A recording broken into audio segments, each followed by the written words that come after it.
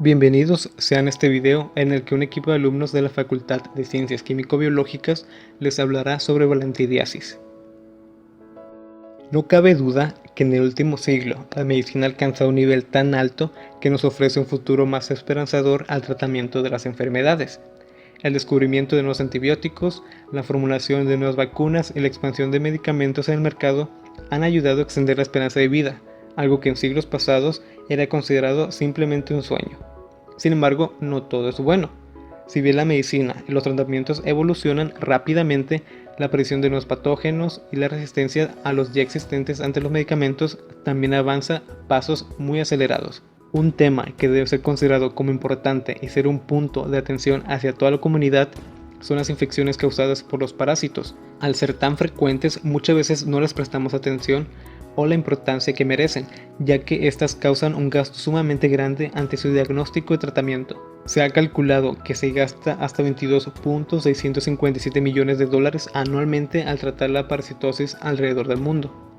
En este video se abordará a la balantidiasis, un tipo de infección originada por un protozoo llamado Balantidium coli. A pesar de ser considerada como una infección de bajo riesgo, su tasa de incidencia y fácil propagación la han convertido en un problema a nivel mundial, llegando a ocasionar la muerte en personas que no son tratadas. Al ser un tipo de infección que normalmente no se describe a fondo, es necesario hablar sobre sus características más importantes, como su morfología, patogenia, metabolismo, cuadro clínico, diagnóstico y tratamiento. Por ello, el objetivo de este trabajo es mostrar al lector la importancia de Balantidium coli ante la sociedad, así como otorgar los conocimientos esenciales para entender su forma de infección. Esto debido a que los estudios realizados en ella la describen en un lenguaje poco entendible ante la población en general. Antecedentes. Los parásitos, protozoos y helmintos son responsables de algunas de las enfermedades más devastadoras y frecuentes de los seres humanos, poniendo en peligro la vida de casi un tercio de la población humana en todo el mundo. Se calcula que más de 2 millones de personas mueren al año debido a las complicaciones de estos parásitos. La complicación más frecuente y característica de la parasitosis es la diarrea. La OMS en el 2004 informó que las enfermedades diarreicas afectan alrededor del mundo más que cualquier otra enfermedad, incluidas regiones tanto de altos y bajos recursos. El protozoo intestinal Balantidium coli es el único miembro del grupo de los ciliados que es patógeno para el ser humano. A la enfermedad producida por Balantidium coli se le ha denominado como balantidiasis, también llamada balantidiosis o disentería ciliar, y es similar a la amebiasis, ya que ambos microorganismos elaboran sustancias proteolíticas y citotóxicas que provocan formación de úlceras intestinales. A la Balantidium coli se le clasifica en el reino protista, en el filo Ciliophora, en la clase Kinetoforminophorea y en la familia Balantidiae, y en el género y especie Balantidium coli, que es la manera en cómo normalmente se le denomina. A pesar de ser un protozoo de interés médico, se ha estudiado muy poco, comparado con otros parásitos más comunes y peligrosos, opacando su importancia patógena. Es por ello que a continuación se describirá ampliamente cada una de las principales características de este microorganismo, así como su papel dentro del área de salud. Historia. Balantidium coli fue descubierto por el microbiólogo Munster en 1857. Munster, además de identificarlo, también reconoció que era causante de disentería en los seres humanos. Sin embargo, este lo nombró como Paramecium coli, nombre que posteriormente fue cambiado por Balantidium coli gracias a los hallazgos de Lockhart en 1861, quien lo descubrió a partir de una muestra fecal de cerdos. Este descubrimiento demostró que Balantidium coli es un parásito que ataca principalmente a cerdos y en menor medida a primates, ratas y humanos. Posteriores descubrimientos revelaron que el ser humano sirve como huésped secundario. Morfología. Este parásito posee dos etapas diferentes: la etapa de trofozoito, que es su forma móvil, y la etapa de quiste, que es la forma infectante. La etapa de trofozoito es sensible a la desecación y dura solo un par de horas fuera del cuerpo de su huésped, mientras que en la del quiste permanece viable hasta por 2 semanas en un medio ambiente hostil y poco favorable. Los trofozoitos son de forma alargada o obloide, con una longitud que varía de 30 a 200 micrómetros, con una anchura que va desde los 30 a los 100 micrómetros. Los quistes son obloides, prácticamente casi esféricos, con diámetros que van desde los 40 a los 60 micrómetros. Generalmente sus paredes son muy gruesas y poseen un solo núcleo visible. La superficie del trofozoito está cubierta de cilios y la estructura interna prominente es el macronúcleo, aunque también se encuentra presente un micronúcleo. El macronúcleo tiene forma de riñón, mientras que su parte cóncava se localiza el micronúcleo, que es esférico. Se pueden observar dos válvulas contráctiles y pulsátiles en las preparaciones frescas de los trofozoitos. Cerca del polo anterior se localiza el peristoma, una depresión con forma de embudo rodeada de cilios que desemboca en el citostoma, que es el orificio oral. Y posteriormente a la citofaringe, en el extremo posterior se encuentra el citofigio, que es el orificio anal, donde los vacúolos vacían su contenido. El trofozoito presenta un movimiento tipo rotativo en medios acuosos debido a sus cilios. Ciclo biológico. El hábitat natural de Balantidium coli es el tracto intestinal de los cerdos. Cuando ataca e infecta a los humanos, se localiza en el íleon e intestino grueso. Este patógeno está en alcance armonioso con su huésped y posee un crecimiento regular. Su reproducción es asexual, por fisión binaria, pero raras veces se ha observado la reproducción sexual por medio de conjugación, en donde dos microorganismos intercambian material genético antes de dividirse. El ciclo vital de Balantidium coli es sencillo e inicia cuando los quistes o formas infectantes son ingeridos por la boca. Una vez que se pasa por el estómago, se libera el trofozoito en el intestino delgado. Generalmente se establece en el colon, invadiendo la mucosa por medio de mecanismos enzimáticos. Los trofozoitos se desarrollan y dividen en este medio. Después se vuelven a enquistar por medio de la deshidratación de las heces y paulatinamente se transportan hacia el exterior con la materia fecal para ser liberados e iniciar el ciclo de nuevo. Ya que los cerdos son los huéspedes naturales de Balantidium coli, el humano debe infectarse de los cerdos para lograr la infección. Las dos formas diferentes de hacerlo son a través del contacto directo e indirecto. Infección directa. Este tipo de infección es la menos frecuente y consiste en introducir directamente los quistes del protozoo en nuestro organismo. La causa de ella se debe a la mala higiene de los individuos afectados que se infectan por vía fecal oral, algo muy común entre niños pequeños que no se lavan con regularidad las manos y en las personas homosexuales, así como aquellas parejas que realizan el sexo anal bucal. Se han reportado algunos casos alrededor del mundo de personas infectadas por respirar los quistes. El caso más radical fue el de un granjero de edad avanzada con estado de salud precario, quien se infectó por inhalar quistes de las heces fecales porcinas, provocando complicaciones pulmonares. Sin embargo, estos casos de inhalación son en extremo raros. Infección indirecta. Este tipo de infección es la más común y consiste en ingerir los quistes del Balantidium coli a través de los alimentos y o el agua contaminada con materia fecal de mamíferos. Los alimentos pueden contaminarse con los parásitos durante su etapa de producción a partir de agua de riego contaminada con estiércol o biosólidos sin tratar, que son utilizados como fertilizantes. También pueden adquirir los quistes durante su recolección, manejo, distribución y preparación por personas de mala higiene o durante su lavado con el agua contaminada. El riesgo de transmisión aumenta enormemente cuando se consume alimento crudo o mal cocido. Tal es el caso de los mariscos. Las personas con mayor riesgo de infección por este microorganismo son los agricultores, ganaderos y trabajadores de los mataderos animales, especialmente los cerdos. Por otro lado, las personas de zonas urbanas también corren el riesgo de infectarse indirectamente, pero no por el manejo de objetos contaminados, sino por el arrastre de los animales. Un buen ejemplo son las moscas, ratas y especialmente las cucarachas, las cuales pueden llevar consigo grandes cantidades de los quistes infecciosos y depositarlos en los alimentos y agua de consumo. El beber agua contaminada con los quistes es algo muy frecuente. En localidades rurales que carecen o no poseen un sistema de agua potable eficiente, se recurre a la recolección del agua de lluvia desde los tejados, acción muy peligrosa porque las heces de aves y distintos roedores se recolectan a la par junto con su ejército de parásitos. Por otro lado, en regiones más beneficiadas por sistema de agua eficiente, no se es libre de la contaminación. Esto se debe a que la mayoría de los quistes, incluyendo el de Balantidium coli, son altamente resistentes a la cloración y las técnicas de purificación del agua. Ahora se mencionará las generalidades metabólicas.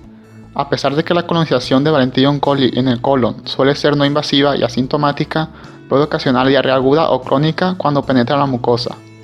Este fenómeno lo lleva a cabo gracias a que produce enzimas proteolíticas, que son enzimas que rompen enlaces peptídicos, como por ejemplo la hyaluronidasa. Como consecuencia, se destruyen las membranas de las células epiteliales y da lugar a una invasión de la mucosa, que posteriormente origina una ulceración. Se ha encontrado cierta relación entre los niveles de colesterol sérico de pacientes y su infección parasitaria. Estudios como los de Bansal en el 2005 demostraron que los niveles de lipoproteínas como las HDL y LDL, así como el colesterol, se encuentran elevados en sujetos con parasitosis. Esta anomalía puede ser explicada porque al carecer de mitocondrias, Bacterium coli no es capaz de realizar rutas bioenergéticas como el ciclo de Krebs y recurre a la beta-oxidación de lípidos como sus principales rutas metabólicas para obtener energía. Al vivir en ambientes anaerobios y carecer de mitocondrias, Bacterium coli debe utilizar otro mecanismo para desarrollar su metabolismo. En lugar de mitocondrias utiliza hidrogenosomas, que son organelos bastante similares a ellas en tamaño, pero carecen de crestas y enzimas utilizadas en el ciclo de Krebs. El hidrogenosoma funciona captando hidrógeno, dióxido de carbono, acetato y el piruvato proveniente de la glucólisis para producir el ATP de su demanda, sin necesitar al oxígeno para el transporte electrónico.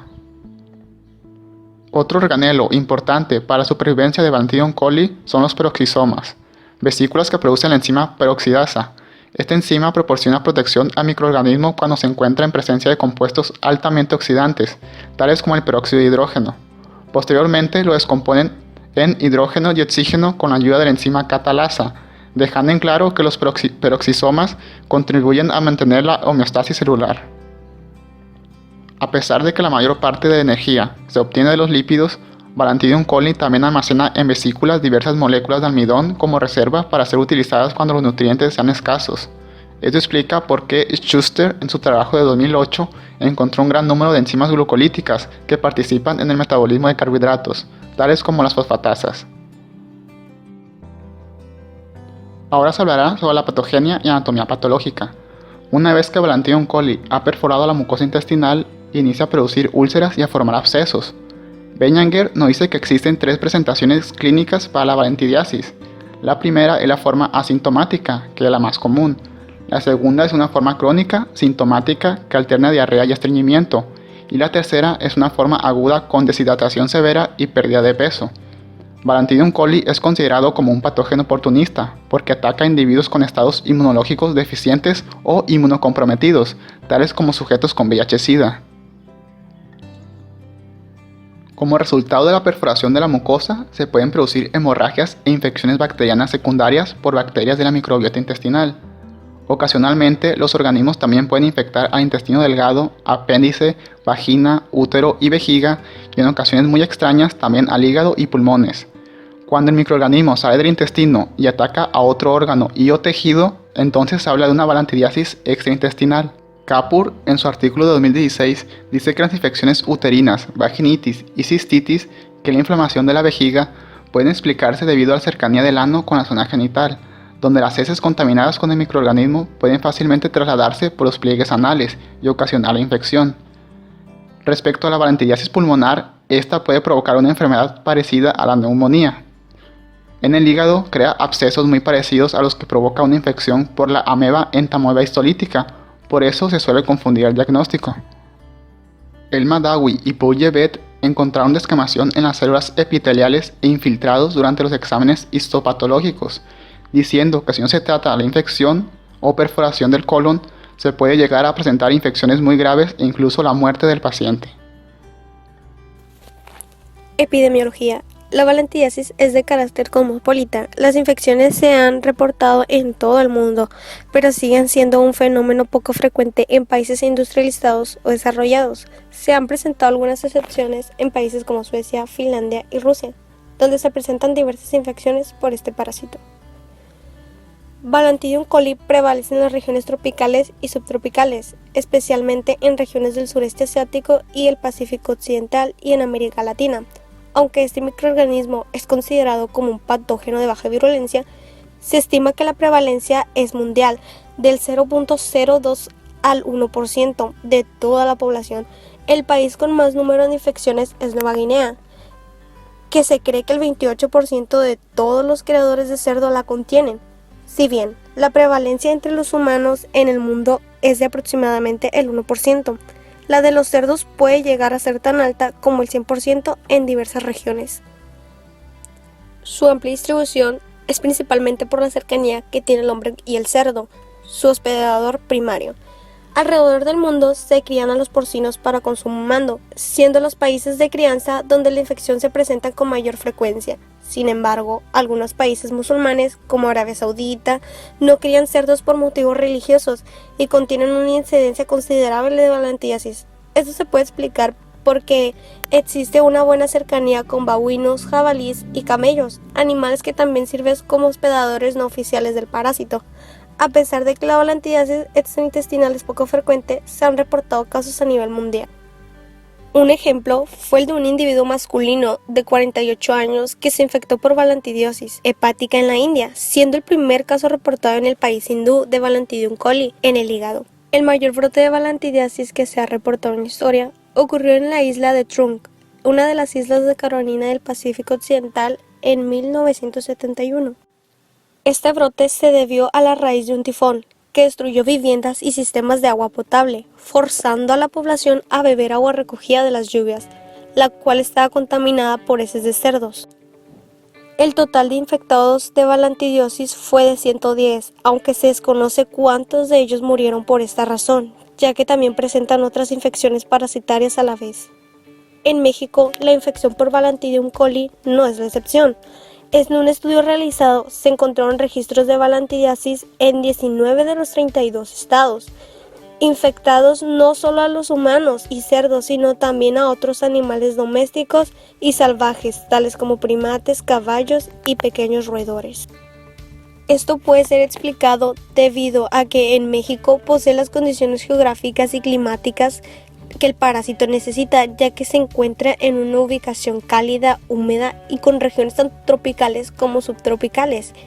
En cuanto a la distribución de Balantidium coli en los demás países de la América Latina, se encontraron datos que indican su incidencia en 16 países, tanto de América Central, América del Sur y en el Caribe. De igual manera, las condiciones climáticas y la crianza porcina son los mayores proveedores de la infección. Los países más afectados fueron Perú, Bolivia, El Salvador, Cuba, Brasil, Colombia y Uruguay. Cuadro clínico. La mayoría de las infecciones por Balantidium coli son asintomáticas, por lo que se porta de forma subclínica. A pesar de ello, en ocasiones hay distintos malestares y anormalidades en las pruebas de rutina médica, principalmente en las infecciones crónicas y agudas. El cuadro clínico se basa, en su mayoría, sobre la sintomatología y química sanguínea para hacer el diagnóstico. Sintomatología. La balantidiasis por lo general suele ser asintomática en pacientes adultos, pero no tanto en los niños. Estos suelen presentar colitis que puede adquirir características del síndrome disentérico, tales como diarrea mucosa sanguinolenta, cólicos, tenesmos y fiebre, según TAI 2010. Benyanger nos dice que las deposiciones líquidas tienen un promedio de 10 al día y poseen un color verdoso característico de infecciones parasitarias, además de un fuerte dolor abdominal. Como consecuencia de la diarrea se presenta pérdida de peso y letargo, aumenta el peristaltismo intestinal y además la deshidratación está presente por la gran pérdida de líquidos y electrolitos. En caso de ocurrir una perforación intestinal y no tratarse, la tasa de letalidad es del 30% debido a las infecciones bacterianas secundarias y su respectivo shock séptico, según palabras de Fletcher 2012. Respecto a la balantidiasis pulmonar, nos dice Anal Giroux 2003, los ganglios linfáticos están agrandados en la zona cervical, axilar e inguinal. El hígado y vaso están ligeramente agrandados, pero no presentan dolor al tacto. Además, se presenta dificultad para respirar. Por otro lado, cuando Balantidium coli invade directamente al hígado, ocasiona los siguientes síntomas. Fiebre alta recurrente que es más significativa en la tarde y noche, originando escalofríos. Dolor agudo en el hipocondrio derecho. Aumento en la intensidad de respiración y diarreas mucosas frecuentes. Química sanguínea. Los individuos con balantidiasis suelen presentar hipotensión de entre 70 a 110 milímetros de mercurio, con una frecuencia cardíaca ligeramente elevada, alrededor de 85 latidos por minuto. La proteína C reactiva también está elevada, cerca de 110 miligramos por litro, siendo lógico debido a las inflamaciones que ocurren. Los niveles de electrolitos descienden considerablemente, tales como el potasio, causando hipopotasemia, de una concentración de iones potasio de 110 milimol por litro. El sodio y cloro también se encuentran bajos, con concentraciones de 2.9 y 79 milimol por litro respectivamente. La función renal se ve afectada, produciendo niveles de urea de 10.3 milimol por litro y creatinina de 120 milimol por litro, siendo más bajos de los normales. La eosinofilia puede estar presente o encontrarse en un nivel normal. En el caso de balantidiosis pulmonar, un paciente estudiado por Anar Giroux presentó los siguientes resultados sanguíneos: hemoglobina de 10.5 gramos por decilitro, hematocrito de 33.8, recuento de glóbulos blancos de 28.000 por litro, siendo el 3% de polimorfonucleares y 97% de linfocitos, plaquetas de 84.000 por litro, urea de 38 miligramos por litro, creatinina de 0.9 miligramos por litro, deshidrogenasa láctica de 1344 unidades por litro, y todos los electrolitos resultaron con un nivel bajo. Cabe recalcar que este paciente presentaba leucemia y estaba en un mal estado de salud. La balantidiosis hepática presenta resultados muy similares a los mostrados anteriormente, por lo que se limitará a mencionar. Diagnóstico. Es difícil establecer el diagnóstico en base al cuadro clínico, ya que este no es exclusivo de personas infectadas por Balantidium coli. Sin embargo, debe incluirse como una de las probabilidades en caso de disentería. La detección directa por microscopía en búsqueda de los trofozoitos y quistes es la más utilizada y es una de las más confiables, aunque también pueden obtenerse las muestras a partir de una biopsia. En el caso de tratarse de balantidiosis pulmonar, se requiere un lavado broncoalveolar y se utiliza el colorante chodolugol para teñir al parásito. La hematoxina férrica también es muy eficaz para teñir este tipo de organismos. Los trofozoitos de Balantidium coli son fácilmente distinguibles de los de Entamoeba histolítica. A pesar de que ambos patógenos ocasionan casi el mismo cuadro clínico, los trofozoitos de Balantidium coli son mucho más grandes y están cubiertos por cilios en la longitud de su periferia, que estos les otorgan el movimiento espiral y rápido.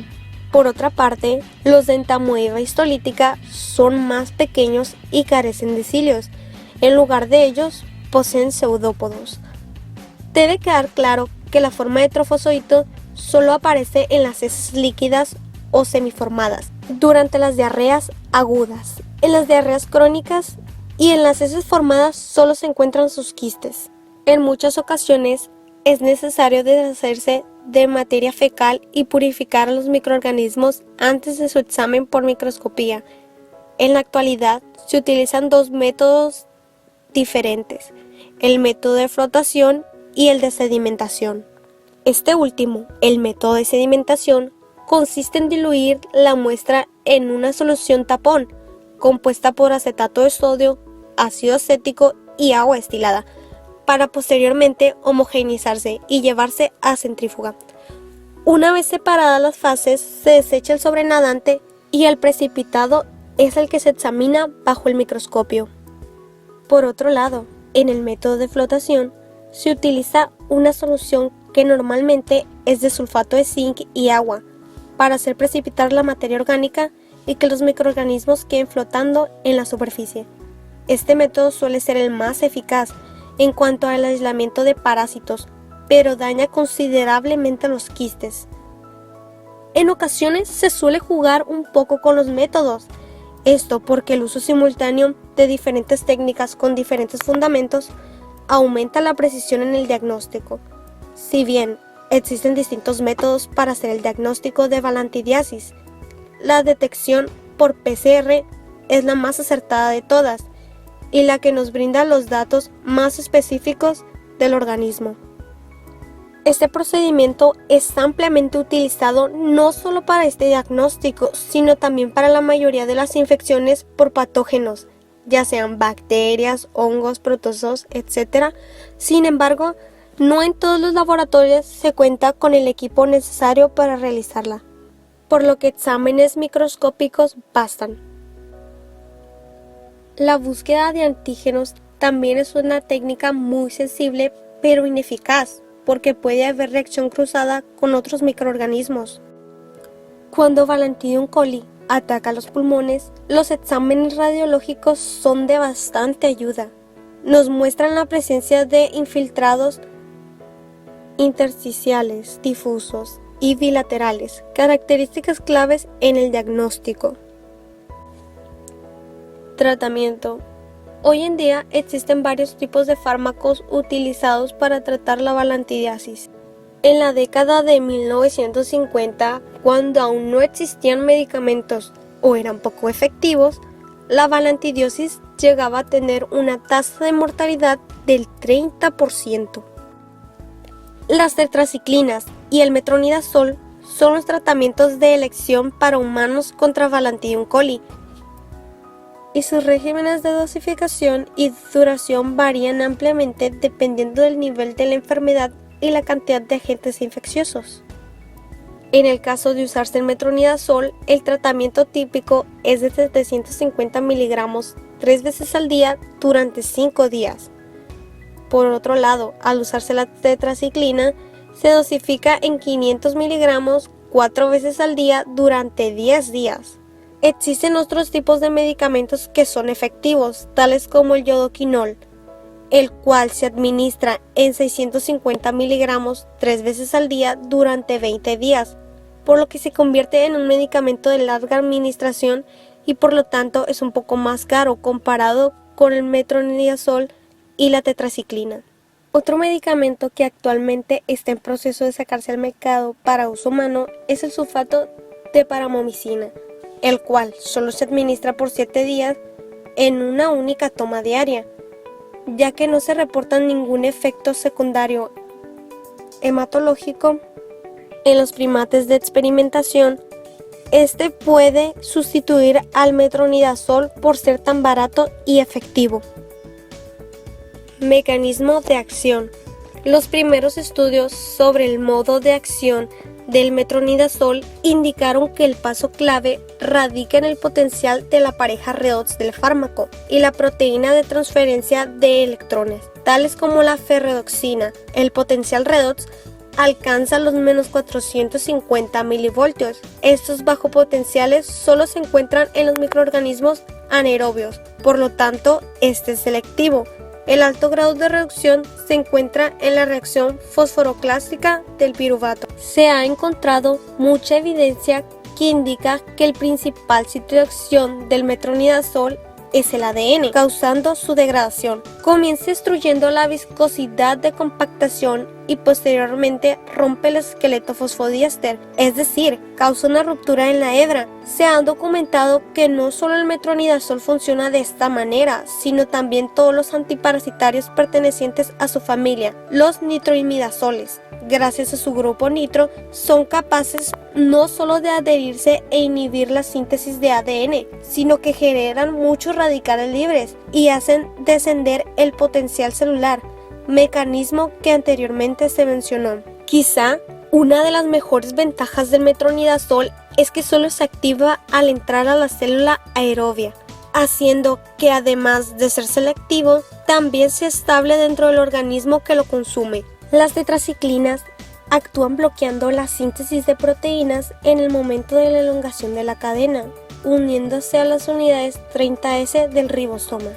Con ello, se inhibe el acceso al ARN de transferencia, al complejo ribosomal, el ARN mensajero. Algunas no solo afectan la producción de proteína, sino también inhiben la síntesis de ácidos nucleicos. Un ejemplo de estas tetraciclinas multifuncionales es la cloroquina, la cual, además de realizar las funciones mencionadas, también inhibe la enzima hemopolimerasa, que contienen algunos parásitos, para romper proteínas del hematíe que han destruido, haciendo que el fármaco sea muy eficaz para parásitos sanguíneos. El sulfato de paramomicina también es un inhibidor de la síntesis proteica y su sitio de función es en la parte 30S del ribosoma, al igual que las tetraciclinas.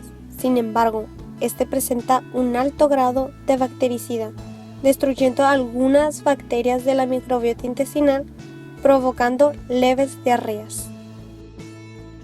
Prevención. La balantidiasis es una enfermedad endémica que se puede encontrar en prácticamente todo el mundo y su prevención es demasiado difícil por la forma en que se propaga, ya que los quistes y trofozoitos necesitan de un ambiente húmedo para poder prosperar. Se necesitan de un buen control en los suministros de agua potable. Su propagación puede limitarse con las medidas sanitarias y de higiene personal adecuadas. Se recomienda mantener cierta distancia con los cerdos por la facilidad con la que se transmiten, principalmente aquellas personas inmunocomprometidas o con un sistema inmunológico precario. Se debe evitar beber agua que no esté purificada, así como también cocer bien los alimentos ingeridos. Y si bien algunas personas, principalmente granjeros, pueden llegar a desarrollar resistencias al parásito, se sigue recomendando mantener la distancia con los cerdos. El tratamiento contra Balantidium coli es muy eficiente, pero no debe utilizarse como profilaxis, debido a que su uso frecuente puede llegar a originar anemia, desnutrición y diversos problemas sanguíneos. Discusiones. La balantidiosis debe ser un tema de interés e investigación ante la comunidad científica, al igual que todas las enfermedades provocadas por parásitos. Lamentablemente, su investigación es muy poca comparada con otras enfermedades tales como la amibiasis y toxoplasmosis. Aunque es verdad que estas enfermedades originan mayores complicaciones y su tasa de letalidad es más alta, no es excusa para dejar a un lado la balantidiasis y publicar solo unos cuantos artículos sobre ella, que en la mayoría de las veces se aborda como un tema secundario. Otro de los problemas que se presentaron durante la realización de este trabajo fue la pequeña cantidad de fuentes en español sobre Balantidium coli. La mayor cantidad de escritos se encuentran en inglés, fenómeno que entiendo porque es el idioma en que se escriben normalmente las investigaciones científicas. Lo preocupante de la situación radica que los países con más alto grado de balantidiasis son hispanohablantes, principalmente de América Latina. Este hecho aún empeora, ya que la población rural de condición socioeconómica baja es la más afectada, por lo que su dominio del inglés es prácticamente nulo. Todos estos factores impiden que la información llegue como debería a la población que más la necesita y requiere, una condición que espero cambie con el paso del tiempo y el mayor interés por la enfermedad. Se ha declarado que Balantidium coli es el único protozoo ciliado que ataca al ser humano. Esta razón es suficiente para que diversos libros no le presten mucha atención o importancia y por ello no lo aborden en su contenido. Es en esto donde diferimos completamente por diversas razones. La principal es que nos parece demasiado raro que un microorganismo capaz de realizar locomoción en busca de nutrientes y mejores ambientes dentro del cuerpo humano se limite tanto a invadir otras regiones que no sean el colon. Otros parásitos del mismo reino son completamente inmóviles, pero más efectivos expandiendo sus zonas de infección, tales como Plasmodium falciparum y Toxoplasma gondii, causantes de paludismo y toxoplasmosis respectivamente. Por esta razón, decimos que esta anomalía debe ser más estudiada y ser el punto de partida de investigaciones futuras. Otro aspecto a debatir se enfoca en el diagnóstico y tratamiento de la balantidiasis. La mayoría de las ocasiones, los médicos solo prestan atención al cuadro clínico del paciente, principalmente la sintomatología, para hacer su diagnóstico de parasitosis. Esto porque los síntomas son muy característicos en este tipo de enfermedades. Ya que el examen coproparasitoscópico pasa a segundo plano, se receta medicamento antiparasitario genérico, aún sin estar seguro de cuál microorganismo posee el individuo. Estas acciones podrían promover, sin duda alguna, la resistencia de los parásitos ante el fármaco, una situación muy delicada y alarmante ante toda el área médica. Debido a obvias razones, se necesitan más estudios que cuantifiquen el grado de resistencia de Balantidium coli ante los medicamentos con que es tratada su infección. Debe esperarse un nivel considerable porque durante décadas se ha utilizado el mismo tratamiento. Esto ha sido todo de nuestra parte. Esperamos que se hayan respondido todas sus dudas sobre este tipo de parasitosis y que nuestra explicación fuera de su agrado. Por su atención y tiempo, muchas gracias.